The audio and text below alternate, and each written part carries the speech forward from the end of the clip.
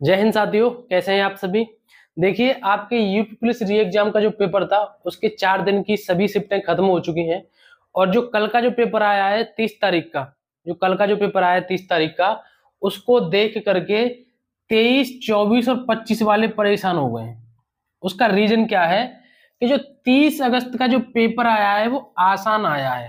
क्या सच में आसान आया है या बच्चों को ये आसान लगा है, इसके ऊपर बात करेंगे। और इनको इसका क्या फायदा मिलने वाला है, क्या नुकसान होगा, कट ऑफ पर इसका असर होगा या नहीं होगा। देखिए, मैं आपको बताऊं, 30 अगस्त को जो पेपर आया है, अगर मैं बात करूं मैथ, ठीक है, और रीजनिंग की और आपकी हिंदी की, ठीक है, तो देखो सब कुछ मेरे हिसाब से वही है जो अब तक जिस तरीके से पैटर्न आ रहा था।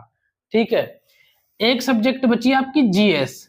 ये आप कह सकते हैं कि ये कुछ पहले जो शिफ्ट हुई है सभी तीनों शिफ्ट, उनकी अपेक्षा ये सरल आ गई है। तो अब ये इतना आसान कैसे बन गया। फिर देखो, सबसे पहले तो जीएस की बात करें, जीएस आसान आई है, ये तो आसान है ही। अब बात आती है ये तीन सब्जेक्ट कैसे आसान बने। तो भैया ये तीन सब्जेक्ट उस वजह से आसान बन गई कि जो तीनों दिन पहले जो पेपर जिस पैटर्न से आया था उसके लिए और इसके लिए बीच में बहुत सारा गैप था, कई दिनों का गैप था। जो पेपर था 30 और अगस्त वाला, इन्होंने अच्छे तरीके से उस पैटर्न को समझ लिया, क्या क्या चीजें पूछ रहा है। बहुत सारे ऐसे विद्यार्थी थे जो न तो नाव धारा पढ़ रहे थे, ना रेलगाड़ी कितने प्रश्न कर रहे थे, वो बाकी चीजें कर रहे थे, ना इतना टाइम एंड वर्क वाले प्रश्न जो कर रहे थे। तो इस पैटर्न को समझ के उन्होंने अच्छे तरीके से इस पे फोकस कर लिया। हिंदी में कौन कौन सी रचना किस किस तरीके से आ रही है, किन चीजों पर ज्यादा जोर दे रहा है।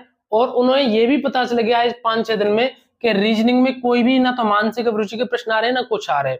और जिन जो टॉपिक कुछ यूट्यूब चैनल वालों ने नहीं कराए थे, या इस पैटर्न को देखने के बाद उन्होंने बहुत सारी मैराथन मैथ की, रीजनिंग की, हिंदी की इस पेपर को देखते हुए उन्होंने डाल दी। तो इस वजह से पूरा का पूरा सभी सब्जेक्टों को मिला करके ये पेपर हो गया उन सभी के लिए आसान, और उनका स्कोर हो गया अच्छा, जिनका 30 अगस्त को पेपर हुआ है। बाकी इतना ज्यादा बड़ा अंतर नहीं था इस पेपर में कि इसके अलावा इसमें पूरे प्रश्न, हाँ जीएस जरूर इजी आई थी, मैं इस बात को मान रहा हूं, लेकिन ये सारी सब्जेक्ट इजी इसलिए उनको लगी कि उनको टाइम मिल गया चीजों को समझने का, सोचने का। और जो प्रश्न उनसे नहीं बन रहे थे उनकी थोड़ी सी उन्होंने मैराथन ले ली, जो इसमें जो प्रश्न आ रहे थे ना उसके हिसाब से यूट्यूब वालों ने मैराथन डाल दी उस पर। तो इस वजह से पेपर हो गया आसान। अब क्या होगा, जब ये आसान हो गया तो सीधी सी बात है कि इसके सामने ये जो शिफ्ट थी वो कठिन मानी जाएंगी, तो इनको मिलेगा फायदा। क्योंकि ये परेशान हो रहे हैं कि भैया इन्होंने तो ज्यादा स्कोर कर दिया। मेरे पास कमेंट आ रही है कल से कि भैया 30 अगस्त वालों का जो स्कोर है वो ज्यादा हो गया, अब क्या होगा, अब हम कट ऑफ से थोड़े नीचे रह सकते हैं। ऐसा नहीं है, नॉर्मलाइजेशन का मतलब ही यही होता है कि सबको बराबर करना। मतलब एक इतना ऊपर है स्कोर में और एक इतना नीचे हो, तो इसको थोड़ा सा ऊपर लाएंगे और ऊपर वाले को थोड़ा सा नीचे लाएंगे, तो ये थोड़ा ऊपर हुआ, थोड़ा वो नीचे आता है, इस वजह से ये इक्वल करके इनको बराबर कर दिया जाएगा। तो इसलिए इनको होगा फायदा। ठीक है, अब बात ये भी है कि क्या कट ऑफ पर असर पड़ेगा।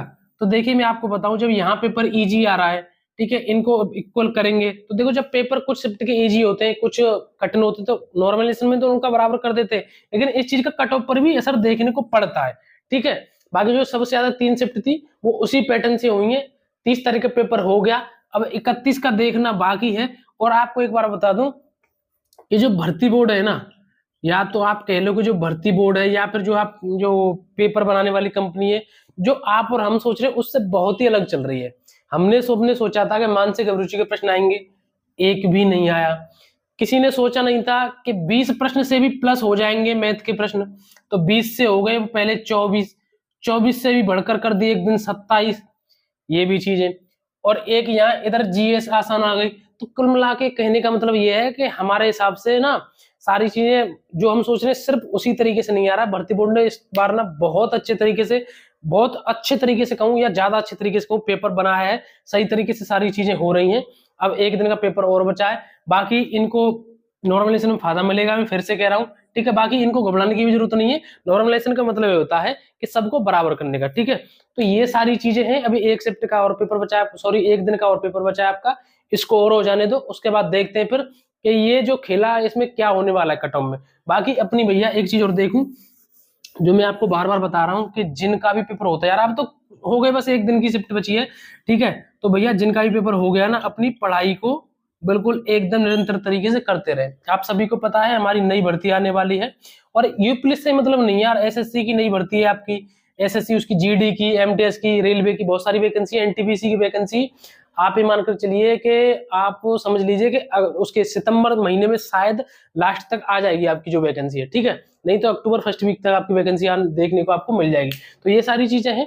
मस्त रहिए, स्वस्थ रहिए। एक बार कमेंट करके जरूर बताना कि आपका स्कोर कितना हुआ, खास करके 30 वाले बताना कि आपको पेपर कैसा लगा, कैसा आपका स्कोर हुआ, कैसी आपकी तैयारी चल रही है, और क्या आप सभी आगे आने वाले एग्जाम के लिए तैयार हो। डट करके तैयार रहना, जब तक आपको वर्दी नहीं मिल जाए, एक जॉब नहीं मिल जाए, जब तक आपको पढ़ाई नहीं छोड़नी है। ये जीवन है, ये संघर्ष से सारी चीज चलते रहते हैं, इन्हीं सब सीढ़ियों से निकल करके ही एक जॉब मिलती है। कभी किसी कोई आपका पेपर कठिन होगा, कभी आपका पेपर कोई खराब हो जाएगा, कभी बहुत अच्छा हो जाएगा, किसी में स्कोर कम होगा, किसी में ज्यादा होगा। किसी भी तरीके से आपको डिमोटिवेट नहीं होना। अगर आप लगातार निरंतर पढ़ाई करते रहे तो एक दिन वो भी आएगा जिस दिन सारी चीजें एक साइड में होंगी, एक लिस्ट में आपका नाम होगा। तो अच्छी तरीके से मस्त रहिए, बस स्वस्थ रहिए। एक बार लाइक जरूर कर देना। मिलेंगे नेक्स्ट वीडियो में। जो भी आपका डाउट हो कमेंट करके जरूर बता सकते हैं। आज के लिए बस इतना ही। जय हिंद, नमस्कार, राम राम।